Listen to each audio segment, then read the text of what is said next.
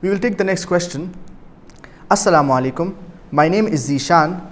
I am from Pakistan. How can I control my anger? I am worried about this habit. There are various ways in which we can control our anger, and our Prophet, peace be upon him, has mentioned it in the ahadith, ways how to control or curb down our anger. The first and the most important is saying, A'udhu billahi minash shaitanir rajeem. I seek refuge in Allah from Satan the accursed. This is the first step that we need to do. So whenever we are angry, we should immediately say, A'udhu billahi minash shaitanir rajeem. I seek refuge in Allah from Satan the accursed. The second is that we should remain silent.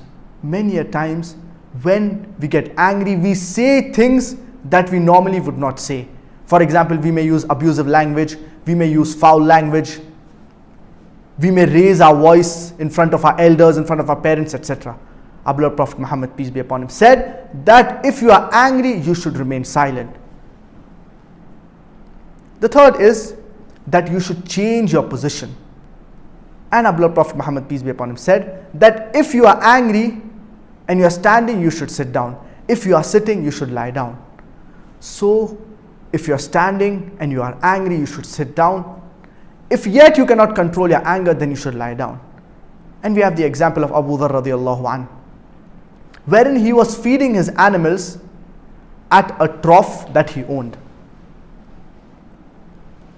And certain people, they came to this trough and they also started feeding their animals, which resulted in the trough of Abu Dharr radiallahu anhu to break. Abu Dharr radiallahu anhu, he was angry, but he immediately acted upon the teachings of our beloved Prophet Muhammad, peace be upon him, and he sat down.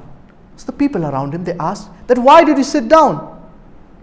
So Abu Dharr radiallahu anhu, he said that I was following the teachings of our beloved Prophet Muhammad, peace be upon him, wherein our beloved Prophet Muhammad, peace be upon him, said that if you get angry and you're standing, sit down. The fourth is, and this is a personal advice, is that you should leave that place. So for example, if you are having some argument with your brother in a room, so you should leave that room.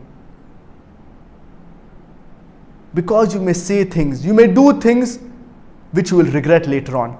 In the state of anger, in the fit of rage, a person, he says things which he normally would not use. He may use abusive language, he may use foul language, he may fight with the other person, to the extent he may even kill someone in the fit of rage, in the state of anger.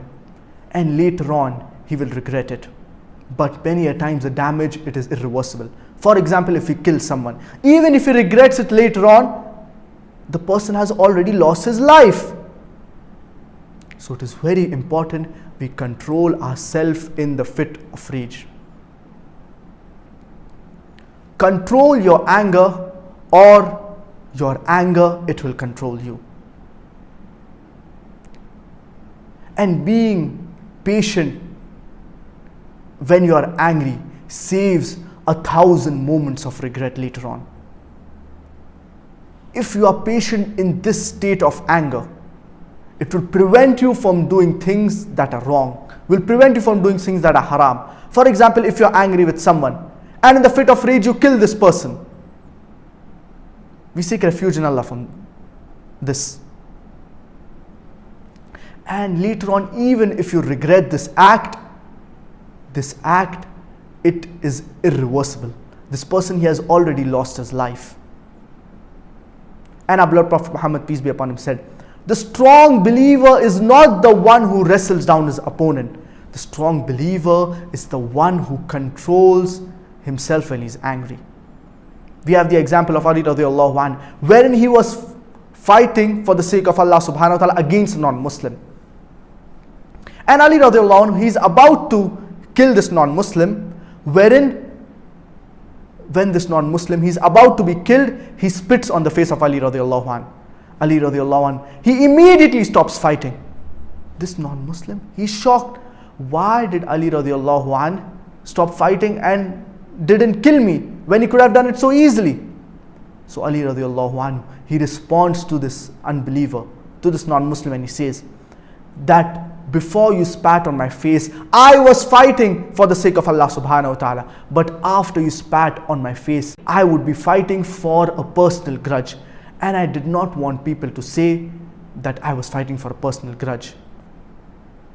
Imagine, look at the iman of Ali radiallahu anhu, that he stops fighting with this non-Muslim just because he spat on his face.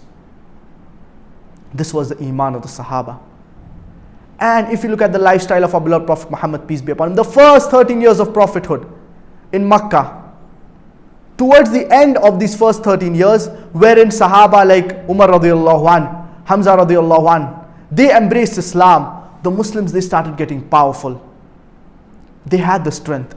And many of the Sahaba, they wanted to fight back against the oppression that was done to them. But it was the commandment of Allah subhanahu wa ta'ala to remain patient.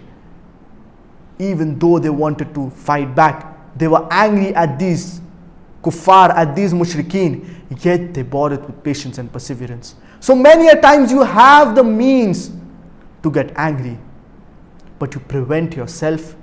That is greatness.